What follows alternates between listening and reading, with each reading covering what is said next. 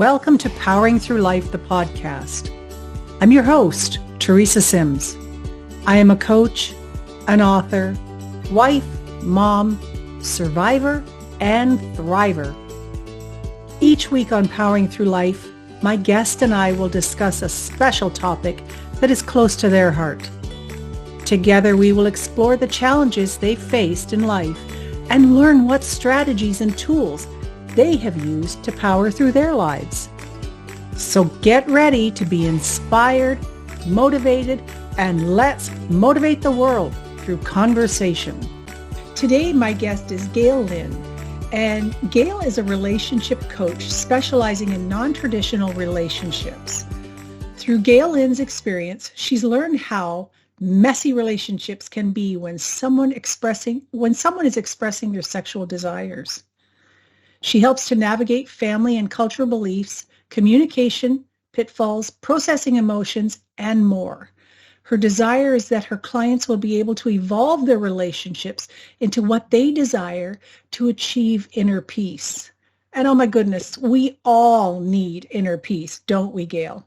Yes, we do. There's freedom in that inner peace. Absolutely. Well, welcome to Powering Through Life. I'm so glad you're here. Thank you for having me. I'm so looking forward to our conversation today. Absolutely. So am I, because you know what? We have a really interesting topic today, one I have never touched on before, but I'm very interested in this. So our topic today is, what do you do when your spouse comes to you and wants to have sex with someone else? Yeah, it's a question, right? Wow. How do you react initially when your spouse says that to you? Well, this is the beauty part of what I do, right? This is my journey, and this is why I desire to help other people with that whole situation, because it can feel like a situation. For me, because my husband he came to me and he expressed his sexual desires. And I was totally taken back. All of my belief systems really started to bubble up to the surface, along with I'm not good enough, what's going to happen to my family, my safety, my security. I mean, things I wasn't even aware of were just like all felt like, an elephant sitting on top of me. And I got to tell you, I sat there and I listened, and all of this stuff starts swirling. And I got to tell you, I went up in my closet, shut the door, and screamed and cried in my closet. Oh, I wouldn't doubt it. Like, how do you even process something like that? Yeah. And it takes time. It really does take time to start really processing. For some people, and I've met these people, it's a little bit easier because, maybe they were exposed to more non-traditional type relationships. So other friends or family who are in open relationships, or maybe they are in polyamory, or maybe they're swingers. And so it's not like a foreign idea to them. For us, because we had been in the church for so long, and it was just really ingrained in us, don't have sex before you get married, don't, all of these different things, one man, one wife, that whole system was deeply, deeply embedded, along with, my family. My parents were never divorced. His family, they were never divorced, so it was an eye-opener to really sink that in for me. And so I really had to start looking. What I did is I started looking at myself, like, why am I acting this way? Because sometimes some people are just like, okay, I'm out of here. Get me the divorce papers, scream, pack my bags. I'm out. You're out. Get out. Those are some of the reactions that people have when this kind of topic comes up. Well, for me, I'm like, I kind of took some time. Of course, he's like not knowing what to do, because it's a hard thing to bring up, especially for him. He had never, a lot of people when they're younger kind of sow their wild oats, right? He never had that opportunity. So I was his first one and the only one. And, we had known each other for over 30 years by the time he came and express this to me? So I took that into, my thought process. And for me, I was like, okay, there's a lot going on in my life right now. We were working through a bankruptcy. We also had a son that had a heroin addiction. And so for me, I was closed down sexually. I was in protecting baby bird mode, Of and I course. wasn't sleeping. So I would take Ambien. And what does that do? That just, oh my gosh. My kids would have to walk me to bed sometimes because it puts you in such a funky, like, if you don't go to bed when you have it and you're on the couch, it's all kinds of crazy things that can happen. And people sleepwalk on that stuff too. So it can be dangerous stuff. My So goodness. I really started to look at myself, like, where am I at in life? Why is this coming up? Well, yeah, there was nothing happening in the bedroom because all I wanted to do was kind of sleep because I wasn't sleeping, all, stressed out about my son, things that I couldn't control. They were really things I couldn't control, but I didn't understand that, So I tried to control it and I couldn't. And Yeah. so it doesn't work. So then after that, just looking at myself, we started to really amp up the intimacy between us. And this was really a good foundation to even go into this, is to really make sure that both of us were on board and that, we weren't doing it to try and fix the relationship. That's where I think people, a lot of people are like, open relationships don't work. Well, they don't work because they're trying to fix something. It's like getting pregnant to hopefully keep your marriage together. Mm. It doesn't make sense. Yeah. But some people do that. And that's okay. Sometimes it'll work, but it's kind of rocky along the way too. If you're not doing the interpersonal work and learning how to communicate properly and effectively. And those are the tools that we didn't have. We would talk. We're really good about talking to each other, but we would just kind of go in these little communication circles. And I mean, sometimes we would spend 4 hours a day, several days a week. And I'm like, this is becoming a part-time job for me. This is just talking about this. I mean, no action has taken place, but we're just talking like, oh my goodness. So, there were things that we knew we wanted to go get help with. And so we did start diving in, even after amping up our own personal intimacy by doing some orgasmic meditation, getting out the whipped cream and berries, having some fun role play, doing those fun little sexy things to just reconnect within our relationship. And I guess for me, there was a piece of me that was like, well, maybe this will go away if I do this, Right. And it didn't. His desire did not go away. And he expressed it to me again. And I just, we sat down and we had a big conversation. I said, okay, well, let's see what we can do to really figure this out. And I knew that we needed some help. We had no idea what to do, where to go from here, anything like that. So we decided to take a weekend workshop on sacred sexuality. And it was really at that workshop where we were able to learn so many things. Like, I discovered that my parents really did not talk about sex to me because there were a lot of things I learned in those meetings, just rudimentary type things. But they also went through all of the different relationship types that you can have, that you can open a relationship, you can be in polyamory, and it's just, they were making everybody aware of these different types of relationships. Well, also at that workshop, what it did is we had the ability to do the exercises with other people.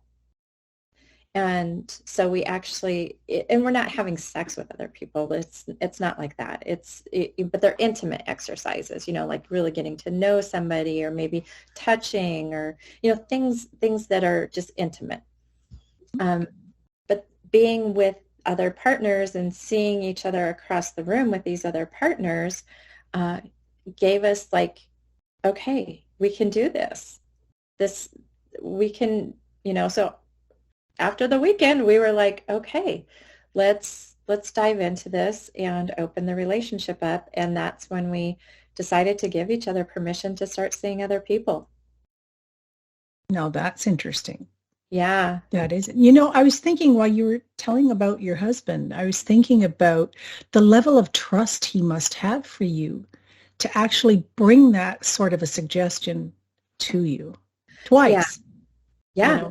That's amazing. I mean, that he trusts you, and otherwise he wouldn't have said that to you. He would have just No, gone and done his he would own have gone thing, out right? and cheated. Yeah. Yeah, 100%. exactly. Yeah. Yeah. And that's why I want to do these podcasts. That's why I want to talk with people. It's like we can talk with each other. We really can. It's like open up the conversation. And if, at first it may not be comfortable, but do it. Be in your truth and really be authentic to what your desires are, because they're not going to go away. No. Most of the time, it's just going to create resentment if you just hold on to them and try and stuff them in the, closet. It really doesn't work. No, it wouldn't. I mean, the person would actually just feel trapped and run away screaming probably. But, I think about, when you're talking about communication, you actually have the other form of communication is active listening. It is. So you really need to be in tune to what the other person's saying without judgment, without criticism, Yes. without anger, without any emotion, but just listen, right? Yes. And people do not know how to do that. We didn't know how to do that.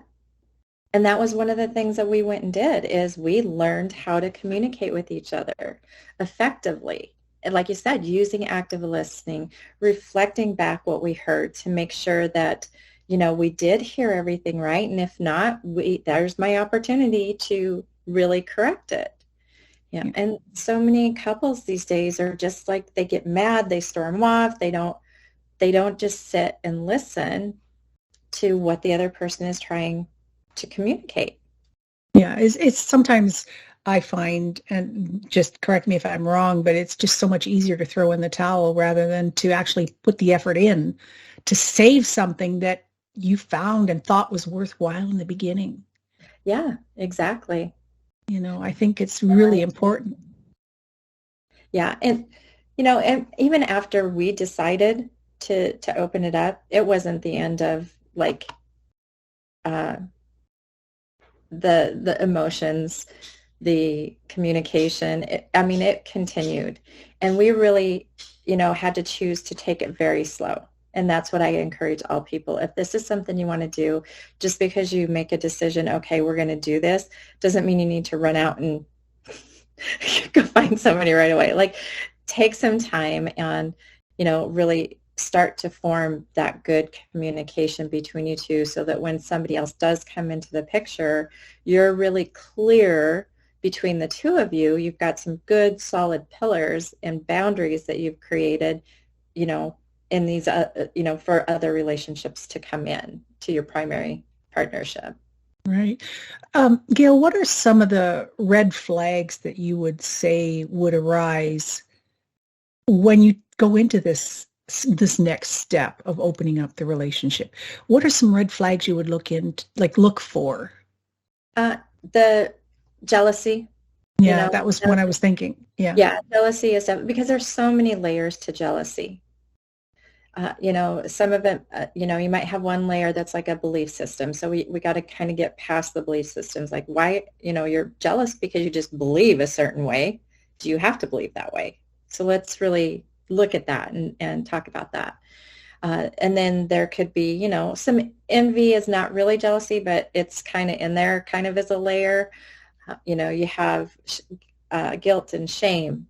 Again, usually coming from, possibly the church or from family or just society around us, because it hasn't been the norm for so many years. It was the norm before, yeah. And then monogamy started, and so then that became the norm. And now it's kind of swinging back the other way where this is something that is becoming more and more a way of being between some couples, because really it's between the couples.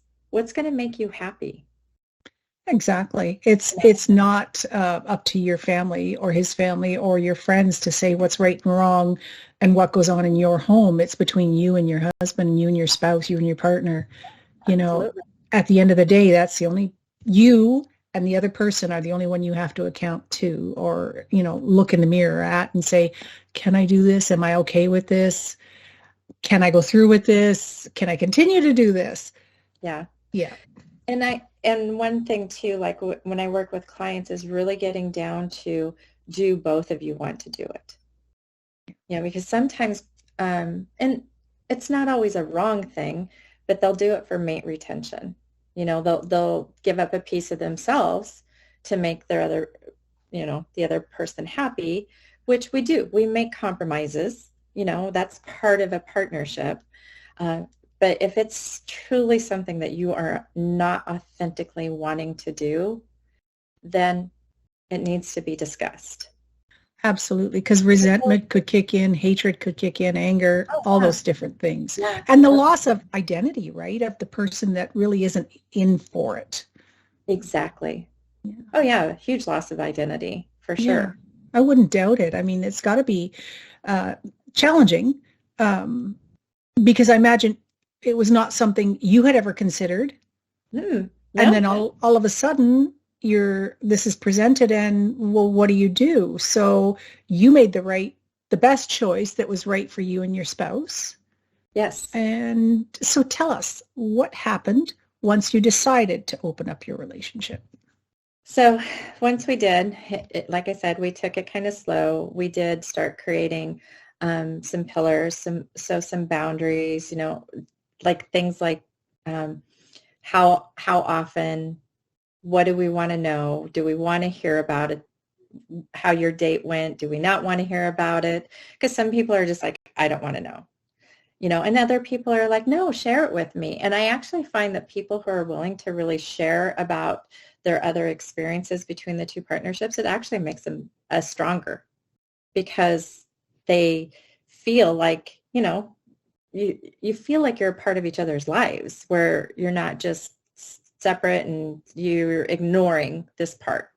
And, usually when people are ignoring that part, it's just because they have some kind of deep down jealousy, something that needs to consciously come up. It's just hidden down there and they don't know quite why. So sometimes we got to peel back, again, those layers of jealousy. And so once we did, I was the first one. So my husband asked, and I'm the first one. Well, well,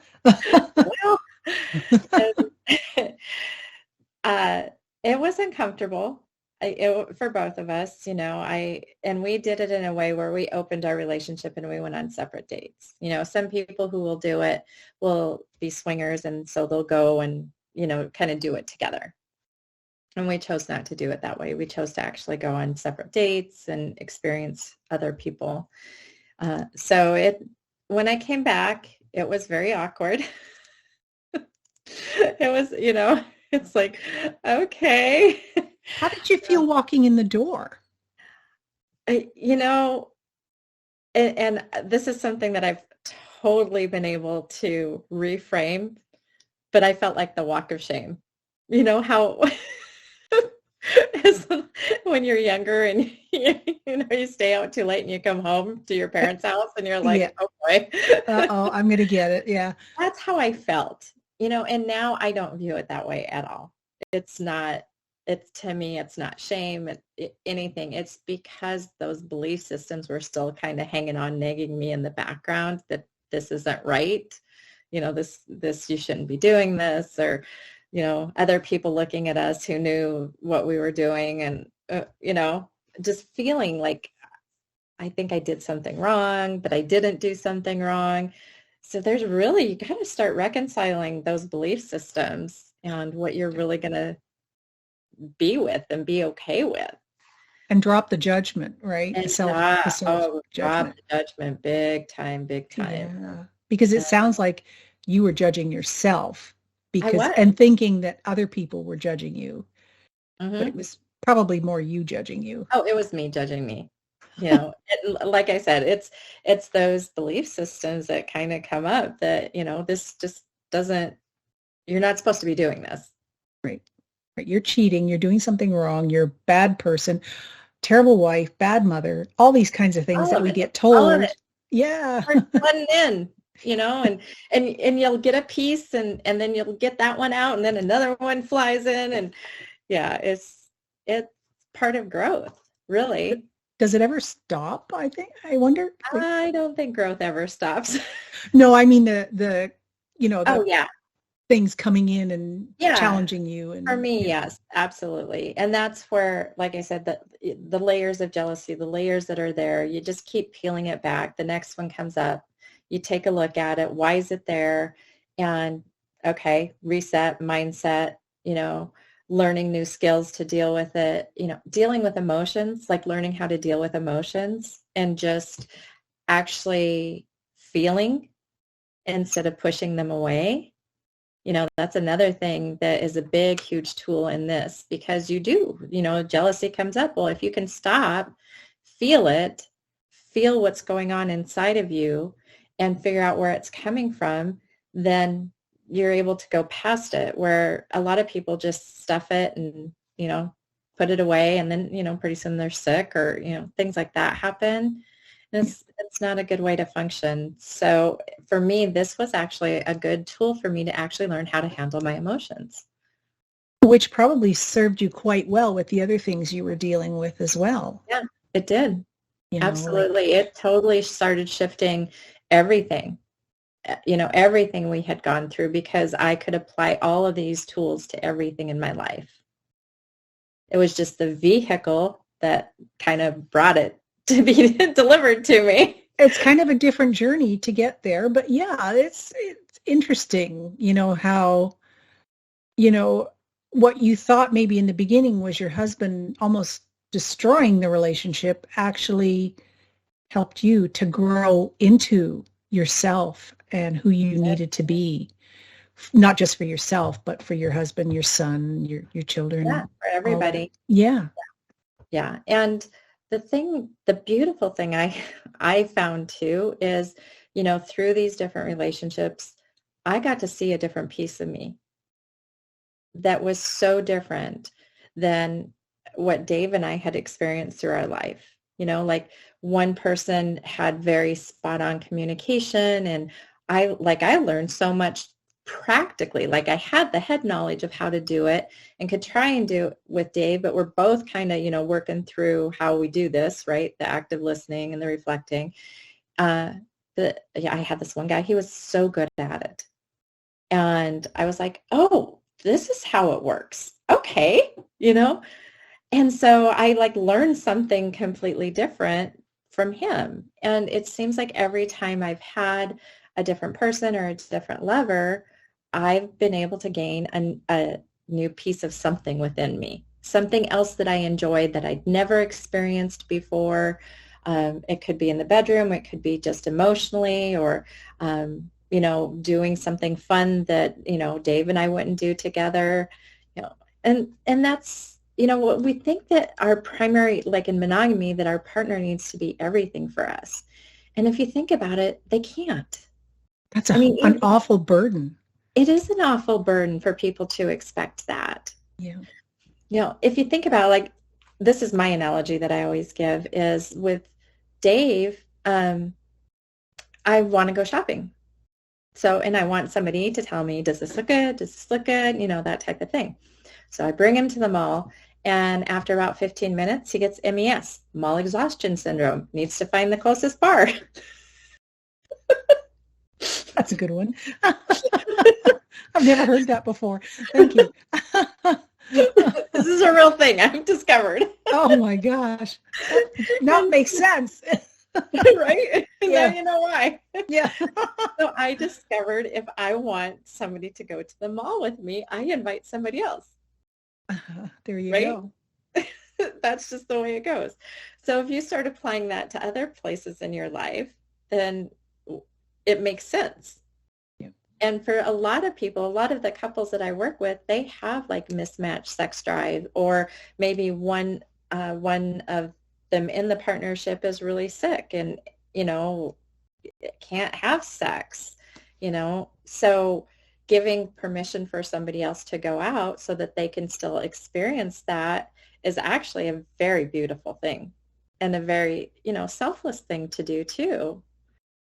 And that's where we want to get, we want to move from jealousy into compersion.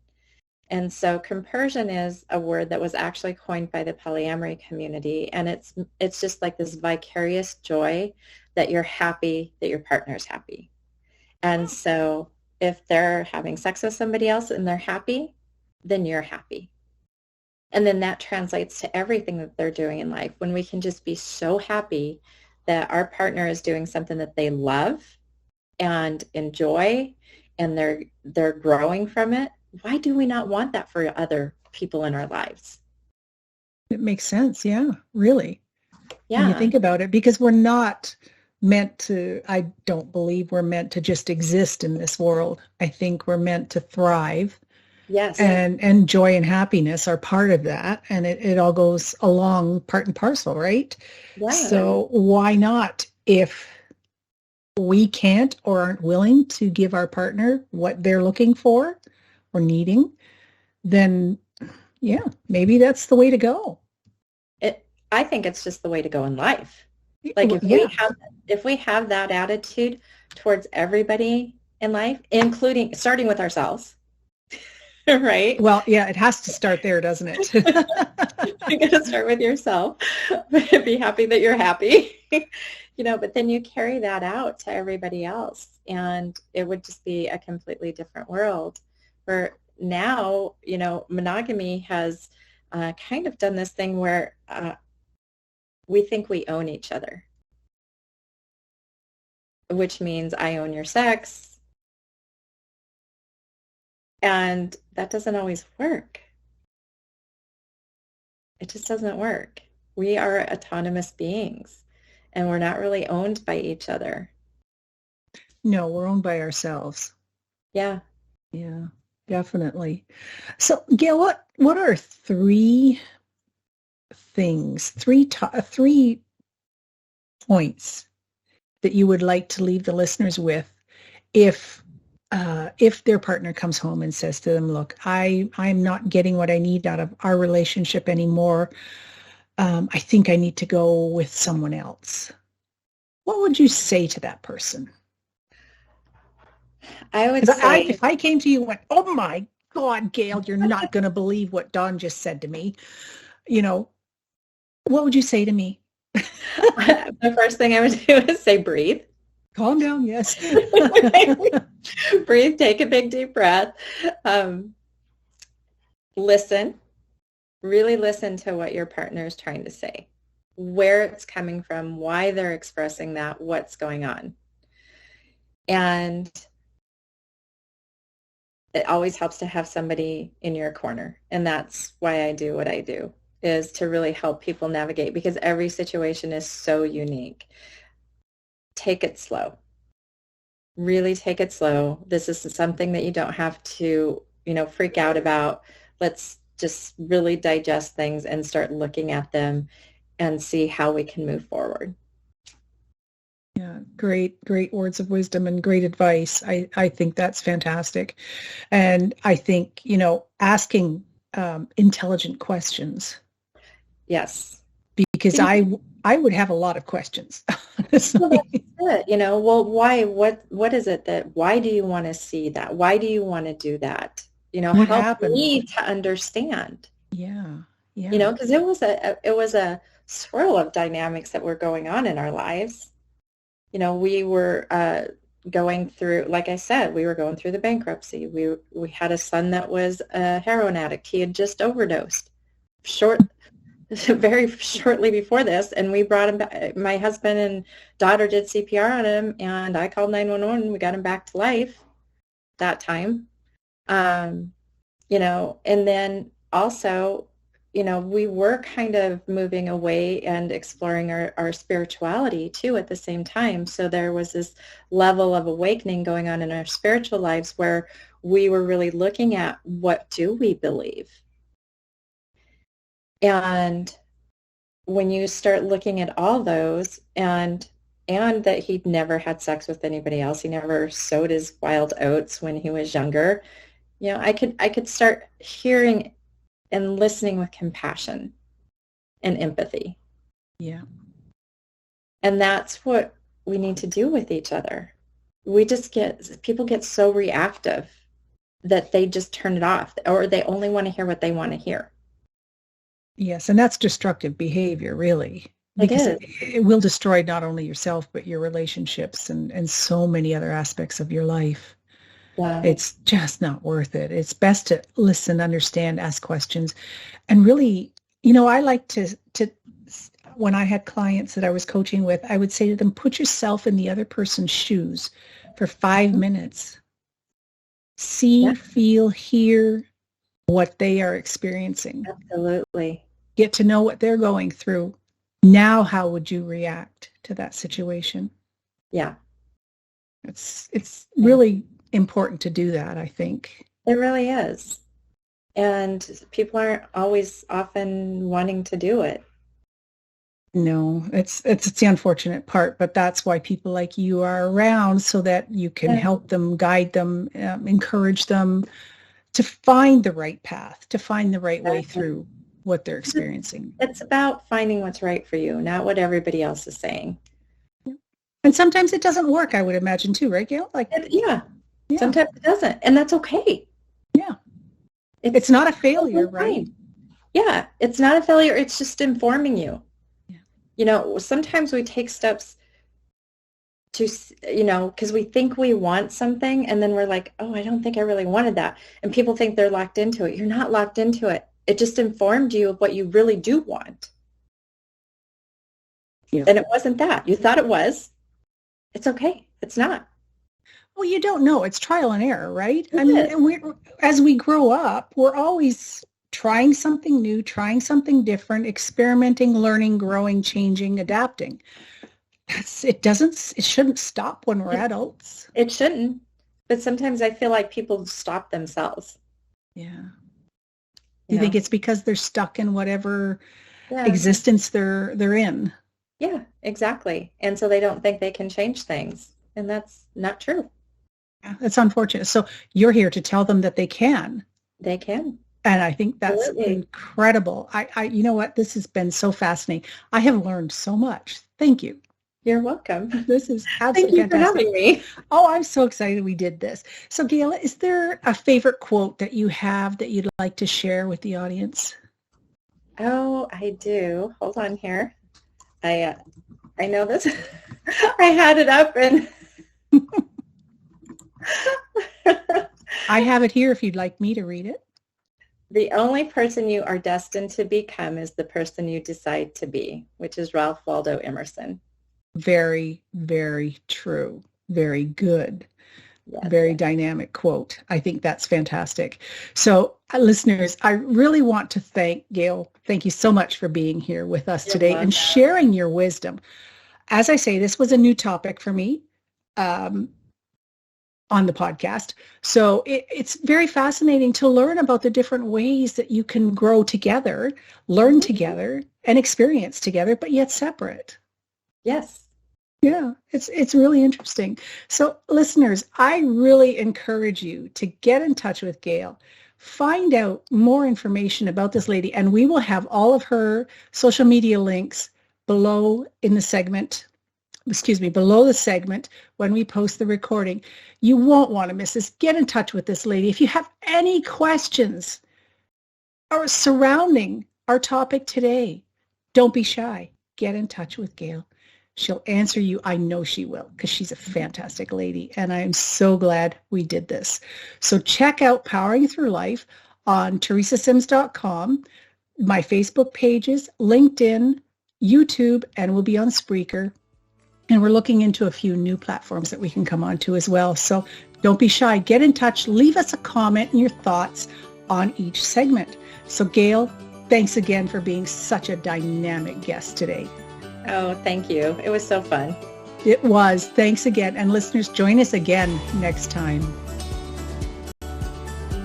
Thank you for listening to Powering Through Life, where we explore life's challenges and learn valuable insights from my guests about how they have powered through their lives to survive and thrive. We can learn incredible lessons by sharing and motivating the world through conversation. You can access all of the Powering Through Life episodes on my website, teresasims.com, YouTube, Facebook, and Spreaker. So join us again next time for another inspiring conversation.